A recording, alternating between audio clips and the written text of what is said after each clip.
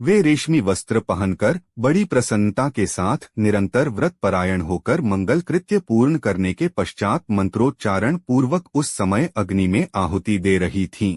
उसी समय श्री राम ने माता के शुभ अंतःपुर में प्रवेश करके वहां माता को देखा। वे अग्नि में हवन करा रही थीं। रघुनंदन ने देखा तो वहां देव कार्य के लिए बहुत सी सामग्री संग्रह करके रखी हुई है। दही, अक्षत, घी, मोदक, हविष्य, धान का लावा, सफेद माला, खीर, खिचड़ी, समिधा और भरे हुए कलश, ये सब वहां दृष्टिगोचर हुए। उत्तम कांति वाली माता कौसल्या सफेद रंग की रेशमी साड़ी पहने हुए थीं। वे व्रत के अनुष्ठान से दुर्बल हो गई थीं और इष्ट देवता का तर्पण कर रही थीं। इस अवस्था में श्री राम ने उन्हें देखा। माता का आनंद बढ़ाने वाले प्रिय पुत्र को बहुत देर के बाद सामने उपस्थित देख कौसल्या देवी बड़े हर्ष में भरकर उसकी ओर चलीं, मानो कोई घोड़ी अपने बछड़े को देखकर बड़े हर्ष से उसके पास आई हो। श्री रघुनाथ जी ने निकट आई हुई माता के चरणों में प्रणाम किया और माता कौसल्या ने उन्हें दोनों भुजाओं से कसकर छाती से लगा लिया तथा बड़े प्यार से उनका मस्तक सूंघा। उस समय कौसल्या देवी ने अपने दुर्जय पुत्र श्री रामचंद्र जी से पुत्र स्नेह वश यह प्रिय एवं हितकर बात कही, बेटा, तुम धर्मशील, वृद्ध एवं महात्मा राजर्षियों के समान आयु, कीर्ति और कुलोचित धर्म प्राप्त करो। रघुनंदन, अब तुम जाकर अपने सत्य प्रतिज्ञ पिता राजा का दर्शन करो। वे धर्मात्मा नरेश आज ही तुम्हारा युवराज के पद पर अभिषेक करेंगे। यह कहकर माता ने उन्हें बैठने के लिए आसन दिया और भोजन करने को कहा। भोजन के लिए निमंत्रित होकर श्री राम ने उस आसन का स्पर्श मात्र कर लिया। फिर वे अंजलि फैलाकर माता से कुछ कहने को उद्यत हुए। वे स्वभाव से ही विनयशील थे तथा माता के गौरव से भी उनके सामने नतमस्तक हो गए थे। उन्हें दंडकारण्य को प्रस्थान करना था, अतः वे उसके लिए आज्ञा लेने का उपक्रम करने लगे। उन्होंने कहा, देवी, निश्चय ही तुम्हें ज्ञात नहीं है, तुम्हारे ऊपर महान भय उपस्थित हो गया है। इस समय मैं जो बात कहने जा रहा हूँ उसे सुनकर तुमको, सीता को और लक्ष्मण को भी दुख होगा, तथापि कहूँगा, अब तो मैं दंडकारण्य में जाऊँगा, अतः ऐसे बहुमूल्य आसन की मुझे क्या आवश्यकता है। अब मेरे लिए यह कुश की चटाई पर बैठने का समय आया है। मैं राजभोग्य वस्तु का त्याग करके मुनि की भांति कंद, मूल और फलों से जीवन निर्वाह करता हुआ 14 वर्षों तक निर्जन वन में निवास करूंगा। महाराज युवराज का पद भरत को दे रहे हैं और मुझे तपस्वी बनाकर दंडकारण्य में, अतः 14 वर्षों तक निर्जन वन में रहूंगा और जंगल में सुलभ होने वाले वलकल आदि को धारण करके फल मूल के आहार से ही जीवन निर्वाह करता रहूंगा। यह अप्रिय बात सुनकर वन में फरसे से काटी हुई शालवृक्ष की शाखा के समान कौसल्या देवी सहसा पृथ्वी पर गिर पड़ी, मानो स्वर्ग से कोई देवांगना भूतल पर आ गिरी हो, जिन्होंने जीवन में कभी दुख नहीं देखा था, जो दुख भोगने के योग्य थी ही नहीं। उन्हीं माता कौसल्या को कटी हुई कदली की भांति अचेत अवस्था में भूमि पर पड़ी देख श्री राम ने हाथ का सहारा देकर उठाया। जैसे कोई घोड़ी पहले बड़ा भारी बोझ ढो चुकी हो और थकावट दूर करने के लिए धरती पर लोट पोट कर उठी हो, उसी तरह उठी हुई कौसल्या जी के समस्त अंगों में धूल लिपट गई थी और वे अत्यंत दीन दशा को पहुंच गई थीं। उस अवस्था में श्री राम ने अपने हाथ से उनके अंगों की धूल पोंछी। कौसल्या जी ने जीवन में पहले सदा सुख ही देखा था और उसी के योग्य थीं, परंतु उस समय वे दुख से कातर हो उठी थीं। उन्होंने लक्ष्मण के सुनते हुए अपने पास बैठे पुरुष सिंह श्री राम से इस प्रकार कहा, बेटा रघुनंदन, यदि तुम्हारा जन्म न हुआ होता तो मुझे इस एक ही बात का शोक रहता।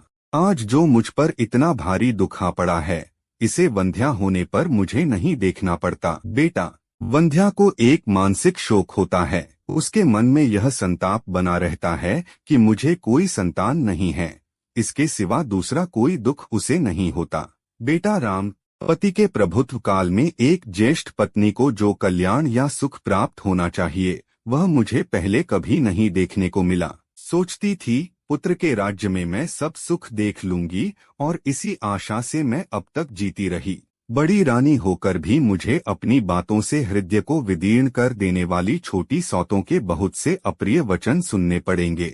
स्त्रियों के लिए इससे बढ़कर महान दुख और क्या होगा। अतः मेरा शोक और विलाप जैसा है, उसका कभी अंत नहीं है।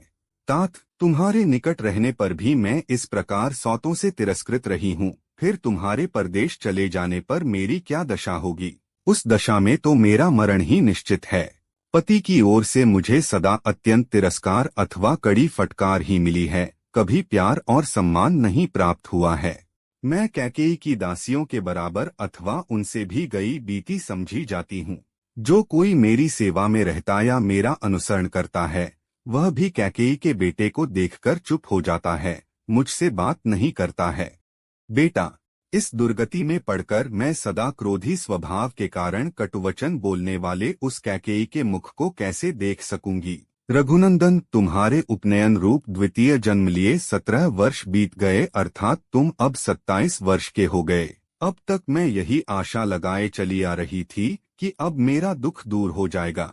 राघव, अब इस बुढ़ापे में इस तरह सौतों का तिरस्कार और उससे होने वाले महान अक्षय दुख को मैं अधिक काल तक नहीं सह सकती।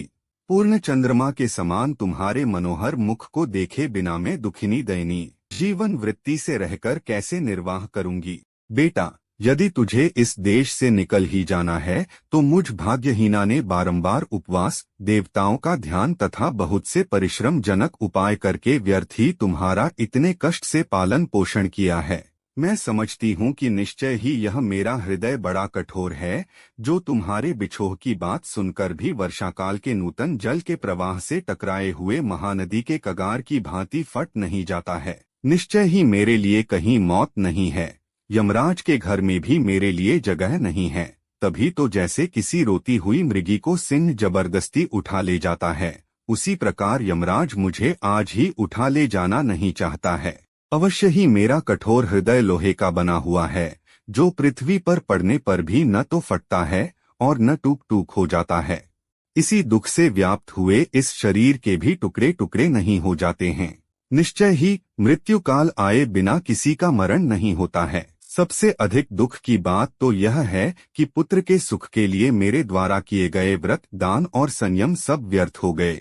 मैंने संतान की हित कामना से जो तप किया है, वह भी उसर में बोए हुए बीज की भांति निष्फल हो गया। यदि कोई मनुष्य भारी दुख से पीड़ित हो असमय में भी अपनी इच्छा के अनुसार मृत्यु पा सके, तो मैं तुम्हारे बिना अपने बछड़े से बिछुड़ी हुई गाय की भांति आज ही यमराज की सभा में चली जाऊं। चंद्रमा के समान मनोहर मुख कांति वाले श्रीराम, यदि मेरी मृत्यु नहीं होती है तो तुम्हारे बिना यहाँ व्यर्थ कुत्सित जीवन क्यों बिताऊं? बेटा, जैसे गौ दुर्बल होने पर भी अपने बछड़े के लोभ से उसके पीछे पीछे चली जाती है, उसी प्रकार मैं भी तुम्हारे साथ ही वन को चली चलूंगी। आने वाले भारी दुख को सहने में असमर्थ हो महान संकट का विचार करके सत्य के ध्यान में बंधे हुए अपने पुत्र श्री रघुनाथ जी की ओर देखकर माता कौसल्या उस समय बहुत विलाप करने लगीं, मानो कोई किन्नरी अपने पुत्र को बंधन में पड़ा हुआ देखकर बिलख रही हो। इस प्रकार विलाप करती हुई श्रीराम माता कौसल्या से अत्यंत दुखी हुए लक्ष्मण ने उस समय के योग्य बात कही, बड़ी माँ, मुझे भी यह अच्छा नहीं लगता कि श्रीराम राज्य लक्ष्मी का परित्याग करके वन में जाएं। महाराज तो इस समय स्त्री की बात में आ गए हैं, इसलिए उनकी प्रकृति विपरीत हो गई है। एक तो वे बूढ़े हैं, दूसरे विषयों ने उन्हें वश में कर लिया है, अतः कामदेव के वशीभूत हुए वे नरेश कैकेयी जैसी स्त्री की प्रेरणा से क्या नहीं कह सकते हैं। मैं श्री रघुनाथ जी का ऐसा कोई अपराध या दोष नहीं देखता जिससे इन्हें राज्य से निकाला जाए और वन में रहने के लिए विवश किया जाए। मैं संसार में एक मनुष्य को भी ऐसा नहीं देखता जो अत्यंत शत्रु एवं तिरस्कृत होने पर भी परोक्ष में भी इनका कोई दोष बता सके। धर्म पर दृष्टि रखने वाला कौन ऐसा राजा होगा जो देवता के समान शुद्ध, सरल, जितेंद्रिय और शत्रुओं पर भी स्नेह रखने वाले श्रीराम जैसे पुत्र का अकारण परित्याग करेगा?